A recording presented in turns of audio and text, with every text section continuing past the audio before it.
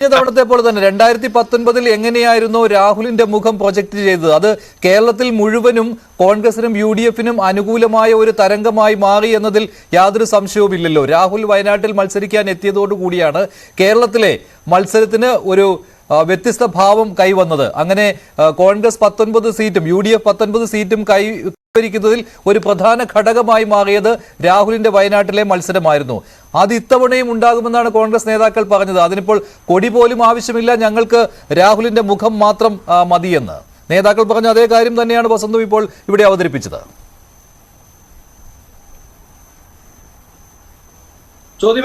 അല്ല അൻവർ, അല്ല മഞ്ജുഷേ, നമ്മൾ മനസ്സിലാക്കേണ്ട പ്രധാനപ്പെട്ട കാര്യം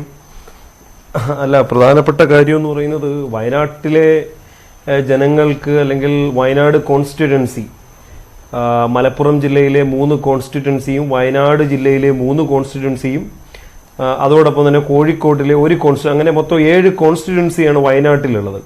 അപ്പോൾ ഈ വയനാട് ലോക്സഭാ മണ്ഡലത്തിലെ ജനങ്ങൾക്ക് രാഹുൽ ഗാന്ധിനെ ഇങ്ങനെ ഓരോരോ മാസങ്ങൾ കഴിയുമ്പോൾ കാണാൻ പറ്റുന്നുണ്ടല്ലോ, അതിൽ വളരെ സന്തോഷം. അദ്ദേഹം മുമ്പ് അമേഠിയിൽ മത്സരിച്ചിരുന്ന സമയത്ത് വർഷത്തിൽ ഒരു തവണയൊക്കെ അങ്ങോട്ട് പോവാറുള്ളായിരുന്നു. അതുകൊണ്ടാണ് 2004-ലും 2009-ലും 2014-ലും ഒക്കെ തന്നെ ജയിപ്പിച്ച ജനങ്ങൾ അദ്ദേഹത്തെ 2019-ൽ കൈവിട്ടത് എന്ന് നമുക്ക് എല്ലാവർക്കും മനസ്സിലാക്കും. ഇന്ത്യയിലെ തന്നെ ഏറ്റവും സുരക്ഷിതമായി രാഹുൽ ഗാന്ധിക്ക് മത്സരിച്ച് വിജയിക്കാൻ കഴിയുന്ന ഒരു സംസ്ഥാനമായി കേരളവും വയനാടും മാറിയത് എത്രത്തോളം രാഹുൽ ഗാന്ധി ആയിക്കഴിഞ്ഞാലും കോൺഗ്രസിൻ്റെയൊക്കെ തന്നെ ഒരു സ്ഥിതി നമുക്ക് മനസ്സിലാക്കാൻ കഴിയുന്നതേ ഉള്ളൂ. ഇപ്പോൾ 2019-ലെ ലോക്സഭാ തെരഞ്ഞെടുപ്പ്, വയനാട്ടിൽ നിന്നൊരു പ്രധാനമന്ത്രി ഉണ്ടാകും എന്നുള്ള പ്രഖ്യാപനം, അതോടൊപ്പം തന്നെ കേരളത്തിലുള്ള ന്യൂനപക്ഷങ്ങളെയൊക്കെ തന്നെ വലിയ രീതിയിൽ നരേന്ദ്രമോദിയെ അധികാരത്തിൽ നിന്ന് ഇറക്കാൻ പറ്റുന്ന ഒരു ബെറ്റർ കാൻഡിഡേറ്റ് ആണ്, അല്ലെങ്കിൽ ഒരു ബെറ്റർ സമയം ഇതാണ് എന്ന് കേരളത്തിലുള്ള ജനങ്ങൾ മാത്രമേ അങ്ങനെ ചിന്തിച്ചുള്ളൂ. ബാക്കിയുള്ള ഇന്ത്യയിലെ എല്ലാ സംസ്ഥാനത്തിലെയും ജനങ്ങൾ ചിന്തിച്ചത് നരേന്ദ്രമോദി അധികാരത്തിൽ വരണം എന്നായിരുന്നു. അപ്പോൾ ഇത്തവണ അത് ഉണ്ടാവുമോ എന്ന് ചോദിച്ചു കഴിഞ്ഞാൽ നമുക്കറിയാലോ, മനപ്പായസം ഉണ്ണുന്നത് പോലെയാണ് ഈ പറയുന്ന രീതിയിൽ വയനാട്ടിൽ നിന്ന് പ്രധാനമന്ത്രി ഉണ്ടാകുമോ എന്നൊക്കെ നമുക്ക് ഇലക്ഷൻ കഴിഞ്ഞതിന് ശേഷമേ പറയാൻ പറ്റൂ. പ്രധാനമന്ത്രി നരേന്ദ്രമോദി തന്നെ തുടരും എന്നുള്ള കാര്യമാണോ താങ്കൾ പറഞ്ഞു വരുന്നത്? രാഹുൽ ഗാന്ധിക്ക് അതിനുള്ള സാധ്യതയില്ല പ്രധാനമന്ത്രിയാകാൻ എന്നാണോ? അല്ല അങ്ങനെയല്ല. ഇപ്പോ 2004-ലെ ലോക്സഭാ തെരഞ്ഞെടുപ്പിൽ ഏകദേശം രാജ്യസഭ വഴി സീതാറാം യെച്ചൂരിയെ പ്രധാനമന്ത്രിയാക്കണമെന്ന് കണക്ക് കൂട്ടുന്നവരാണ്. പറയട്ടെ, അതേ ഭാഷയായിട്ട് CPM സഹയാത്രികൻ ചർച്ചയിൽ പങ്കെടുക്കുക നാണമാവുന്നില്ല. ഇതിലും ബെറ്റർ BJP കാൻഡിഡേറ്റ് പറയല്ലോ, ഇതിലും ഭംഗിയായിട്ട് അവരുടെ ഭാഷ. പറയട്ടെ വസന്ത്.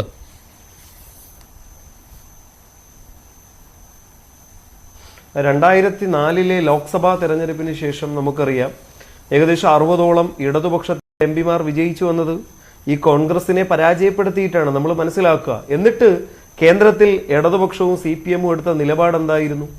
അത് BJP-യെ അധികാരത്തിൽ നിന്ന് മാറ്റി നിർത്തുക. അപ്പോൾ കേരളത്തിൽ നിന്ന് കോൺഗ്രസിന്റെ MP-മാർ വിജയിച്ചാൽ മാത്രമേ ഈ പറയുന്ന BJP-യെ മാറ്റി നിർത്താൻ കഴിയുകയുള്ളൂ എന്നൊന്നുമില്ലല്ലോ. കൃത്യമായിട്ടുള്ള രാഷ്ട്രീയ നിലപാട് അപ്പോഴും CPM-നുണ്ട്. ഇനി 2004-ൽ എല്ലാവരും പ്രതീക്ഷിച്ചിരുന്നത് സോണിയാഗാന്ധി ഇന്ത്യയുടെ പ്രധാനമന്ത്രി ആവുമെന്നായിരുന്നല്ലോ. പക്ഷേ മൻമോഹൻ സിംഗ് അല്ലേ പ്രധാനമന്ത്രിയായത്. അപ്പോൾ അങ്ങനെ രാഹുൽ ഗാന്ധി എവിടെയും പറഞ്ഞിട്ടില്ല ഞാൻ പ്രധാനമന്ത്രിയാവാൻ നിൽക്കുന്നു എന്ന്. കേരളത്തിലുള്ള കോൺഗ്രസ്സുകാർക്ക് രാഹുൽ ഗാന്ധി വയനാട്ടിൽ വന്നാൽ മാത്രമേ 4-5 സീറ്റ് കിട്ടുള്ളൂ, അല്ലെങ്കിൽ കഴിഞ്ഞ 2019-ൽ നടന്നതുപോലത്തെ ഒരു തരംഗമുണ്ടാക്കി എടുക്കാം എന്നൊക്കെ പിന്നെയും സ്വപ്നം കാണുന്ന കോൺഗ്രസ്സുകാരുടെ അവസ്ഥ നിങ്ങളൊന്ന് മനസ്സിലാക്കുക. ഞാൻ മനസ്സിലാക്കുന്നത് രാഹുൽ ഗാന്ധിക്ക് ഇപ്പോഴും കേരളത്തിൽ മത്സരിക്കാൻ താല്പര്യമില്ലാത്ത ആളാണ്. പക്ഷെ ഇവിടുന്ന് നിരന്തരം പോയി ഹൈക്കമാൻഡിൽ പോയി വേണുഗോപാൽ വഴി അദ്ദേഹത്തെ ഇവിടെ കൊണ്ടുവന്നേ പറ്റൂ എന്നുള്ള അവസ്ഥയാണ്. ഇപ്പൊ നിങ്ങൾ നോക്കൂ, ഈ രാജസ്ഥാനിൽ ഒരു രാജ്യസഭാ സീറ്റിലെ MP-യാണ്. അദ്ദേഹത്തിന് ഇനി 2 വർഷം കാലാവധിയുണ്ട്. ലോക്സഭ ആലപ്പുഴയിൽ വന്ന് KC വേണുഗോപാൽ മത്സരിക്കുകയാണ്.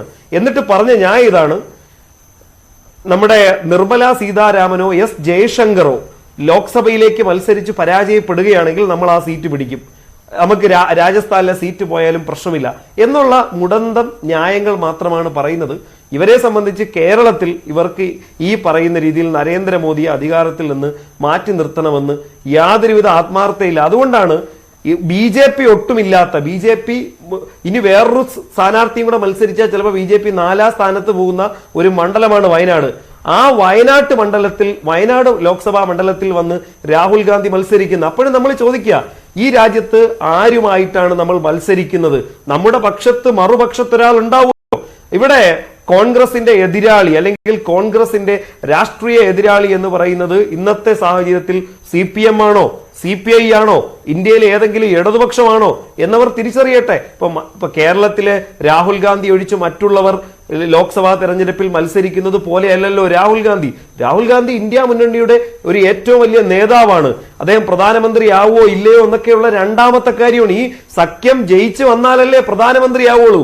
അല്ലാതെ ഈ പറയുന്ന രീതിയിൽ വയനാട്ടെന്ന് കഴിഞ്ഞ തെരഞ്ഞെടുപ്പിനെ പോലെ പ്രധാനമന്ത്രിയാണ് എന്ന് പറഞ്ഞ് വിജയിപ്പിച്ചാൽ ഇന്ത്യ സഖ്യം എന്നുള്ളത് കേരളത്തിൽ ഇല്ല എന്നുള്ളത് ഇന്ത്യ സഖ്യം എന്നുള്ളത് കേരളത്തിൽ ഇല്ല എന്നുള്ളത് ആ സഖ്യത്തിൽ ഉൾപ്പെട്ട കോൺഗ്രസിനും CPM-നും CPI-ക്കും ഒക്കെ ബോധ്യമുള്ളതും പലതവണ പറഞ്ഞിട്ടുള്ളതുമാണല്ലോ. അപ്പോൾ പിന്നെ ഇന്ത്യ സഖ്യത്തിലെ ഘടകകക്ഷികളിൽ ആർക്കെതിരെ മത്സരിച്ചാലും കേരളത്തിൽ എന്ത് കുഴപ്പമാണ് സംഭവിക്കാൻ പോകുന്നത്? അല്ല നമ്മൾ പ്രധാനമായി മത്സരിക്കേണ്ടതാര ഇന്ത്യ ഭരിക്കാൻ അല്ലെങ്കിൽ 47 കൊല്ലം ഒറ്റയ്ക്ക് ഇന്ത്യ ഭരിച്ച പാർട്ടിയാണ് കോൺഗ്രസ്. ആ കോൺഗ്രസ് പാർട്ടി ഇന്ന് പരാജയപ്പെടുത്തേണ്ടത് ആരെയാണ്? കോൺഗ്രസിനെ പരാജയപ്പെടുത്തിയിട്ടാണ് BJP ഇന്ന് ഈ രാജ്യത്ത് അധികാരം പിടിക്കുന്നത്. ഈ രാജ്യത്തെ സകലമാന പ്രശ്നങ്ങൾക്കും കാരണക്കാരായി BJP എന്ന് മുദ്രകുത്തുമ്പോൾ അത് ഞങ്ങളുടെ പരാജയം കൊണ്ടാണെന്ന് BJP അവിടെ ഇരിക്കുന്നത് എന്ന് മനസ്സിലാക്കാൻ കോൺഗ്രസിന് കഴിയുന്നില്ല. അപ്പോൾ തൊട്ടടുത്ത സംസ്ഥാനം കർണാടക BJP പ്രതിപക്ഷത്തുള്ള പാർട്ടിയാണ്. അതോടൊപ്പം തന്നെ തെലങ്കാനയിലെയും കുറച്ച് BJP ഉണ്ട്, അല്ലെങ്കിൽ മറ്റ് സംസ്ഥാനങ്ങളിൽ BJP ഉണ്ട്. അവിടെ എന്തുകൊണ്ട് രാഹുൽ ഗാന്ധി മത്സരിക്കുന്നില്ല? ഇത്രയും നേരമായിട്ട് അമേഠിയിലും റായ്ബറേലിയിലും കോൺഗ്രസിന്റെ ഏറ്റവും സ്ട്രോങ് ആയിട്ടുള്ള സീറ്റുകളാണ്. അവിടെ ആര് മത്സരിക്കും എന്നുള്ള പ്രഖ്യാപനം പോലും വന്നിട്ടില്ല. അപ്പോഴാണ് രാഹുൽ ഗാന്ധി വയനാട് വരുന്നത്. ഈ വയനാട് വന്നിട്ടുള്ള ഈ സാഹചര്യത്തിൽ നിങ്ങളൊന്ന് ആലോചിച്ച് നോക്കൂ, മുസ്ലിം ലീഗിന്റെ കൊടി പോലും അവിടെ ഉയർത്താൻ പറ്റാത്ത സാഹചര്യമാണ്. കഴിഞ്ഞതിന് നമ്മൾ കണ്ടു BJP-ക്കാർ ചെയ്തത്. ഈ മുസ്ലിം ലീഗിന്റെ കൊടി ഉയർത്തിയതിന്റെ ഭാഗമായി ഉത്തരേന്ത്യയിൽ മുഴുവൻ അദ്ദേഹം പാകിസ്ഥാൻ അനുകൂല സ്ഥലത്ത് പോയി മത്സരിക്കുകയാണ് എന്നുള്ളൊരു പ്രതിധ്വനി ഉത്തരേന്ത്യയിൽ മുഴുവൻ ഉണ്ടാക്കാൻ ശ്രമിച്ചു മഞ്ജുഷേ. അത് നമ്മൾ വെറുതെ പറയുന്നതല്ല.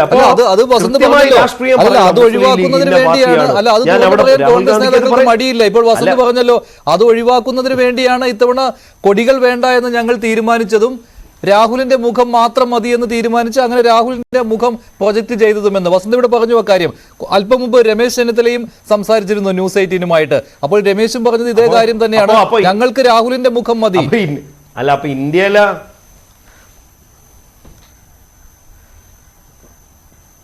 അപ്പോ ഈ പറയുന്ന രീതിയിൽ എന്താണ്, അത്രയ്ക്ക് പേടിയാണോ ഈ പറയുന്ന കോൺഗ്രസിന് നോർത്ത് ഇന്ത്യയിൽ വോട്ട് പിടിക്കാൻ ഈ പറയുന്ന സാഹചര്യം പറഞ്ഞ്? നിങ്ങളൊന്ന് ആലോചിച്ച് നോക്കൂ.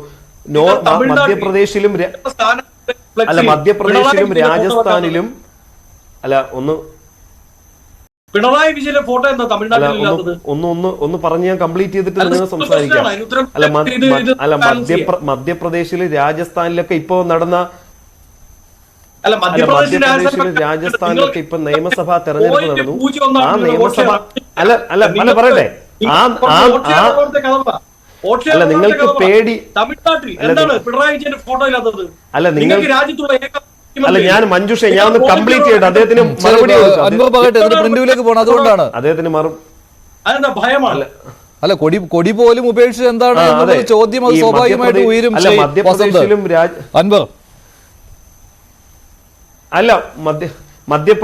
മധ്യപ്രദേശിലും രാജസ്ഥാനിലൊക്കെ തന്നെ തെരഞ്ഞെടുപ്പിന്റെ അവസാന ഘട്ടം പരസ്യ പ്രചരണം കഴിഞ്ഞിട്ട് ഇസ്രായേൽ പാലസ്തീൻ കോൺഫ്ലിക്റ്റുമായി ബന്ധപ്പെട്ട് പാലസ്തീന് ഐക്യദാർഢ്യ റാലി നടത്തിയ പാർട്ടിയാണ് കോൺഗ്രസ് എന്ന് ആദ്യം തന്നെ ഞാൻ പറയുന്നു. ഇനി നിങ്ങൾ തമിഴ്നാട്ടിൽ ചോദിച്ചത്, തമിഴ്നാട്ടിലെ ഈ പറയുന്ന രീതിയിൽ എന്താണ്, സീതാറാം യെച്ചൂരിയുടെ ഫോട്ടോ വയ്ക്കും, രാഹുൽ ഗാന്ധിയുടെ ഫോട്ടോ വയ്ക്കും.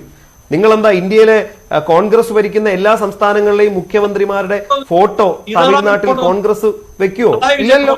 അപ്പോ ഞങ്ങൾ മത്സരിക്കുന്നത് തമിഴ്നാട്ടിൽ അല്ലെ, നമ്മള് തമിഴ്നാട്ടിൽ നമ്മൾ തമിഴ്നാട്ടിൽ മത്സരിക്കുന്ന DMK മുന്നണിയിലാണ്, അല്ലാതെ കോൺഗ്രസിന്റെ മുന്നണിയിലല്ല. ഞങ്ങൾ DMK മുന്നണിയുമായി സഹകരിക്കുന്നു, കോൺഗ്രസും ആ മുന്നണിയുമായി സഹകരിക്കുന്നു, ലീഗും ആ മുന്നണിയുമായി സഹകരിക്കുന്നു, അതോടൊപ്പം തന്നെ CPI മുന്നണിയായി സഹകരിക്കുന്നു. അല്ല, നിങ്ങളുടെ ഔദാര്യം അല്ല കേട്ടോ. അല്ല, അങ്ങനെ ഒരു ഔദാര്യത്തിന്റെ അടിസ്ഥാനം കിട്ടിയിട്ടുണ്ട്. അൻവർ ഷാ, കോൺഗ്രസിന്റെ ഔദാര്യത്തിലാണ് രാജസ്ഥാനിൽ CPM മത്സരിക്കുന്നത്. രാജസ്ഥാനിലെ സിക്കർ മണ്ഡലത്തിൽ മത്സരിക്കുന്നത് കോൺഗ്രസിന്റെ ഔദാര്യത്തിലാണ്. ദേശീയ പാർട്ടി എന്ന പദവി ഉറപ്പിക്കുന്നതിന് സഹായകരമായ ഒന്നുകൂടിയാണ് രാജസ്ഥാനിലെ ആ സീറ്റ്. അല്ലല്ല, പറയട്ടെ, രാജസ്ഥാനിൽ CPM-ന് മുൻകൂട്ടി അവിടെ 2 MLA-മാരുണ്ട്. കഴിഞ്ഞ ലോക്സഭാ തെരഞ്ഞെടുപ്പിൽ അടക്കം ഏറ്റവും മണ്ഡലമാണ്. കോൺഗ്രസ് ഇന്ത്യ മുന്നണിയുടെ ഭാഗമായിട്ട് അവിടെ സപ്പോർട്ട് ഏതാ നിങ്ങൾ നോക്കൂ.